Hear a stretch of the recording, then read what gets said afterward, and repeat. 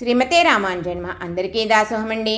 నరున్మాసంలో 26వ రోజైన ఈ రోజు మన పాలకుల అష్టభుజ లక్ష్మీనారాయణ స్వామివారి సన్నిధిలోని ఆండాళమ్మ జడ వైభవం సేవిద్దాం. ఈ రోజు పాసురంలో గోపికలు పాలవలే తెల్లనైన నీ పాంచజన్యం వంటి శంఖాలు మాకు కూడా కావాలి అంటున్నారు.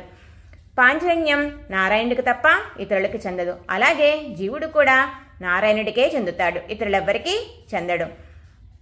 పాంచజన్యం పరమాత్మచే ధరించబడి పోషించబడి పూరించబడుతుంది. అలాగే గోపికలు కూడా తమకు ధారక పోషక భోగ్యాలు కృష్ణ పరమాత్మే అంటున్నారు.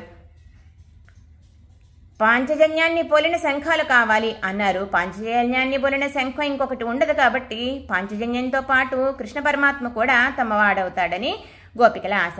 మరి ఈ రోజు పాసురంలో గోపికలు కృష్ణుణ్ణి మణివర్ణ అని సంబోధిస్తున్నారు. మరి ఈరోజు మన అమ్మ జడకి మణివర్ణుని వర్ణం మరింత అందాన్ని తెచ్చింది. శ్రీమతే రామానుజాయ నమః.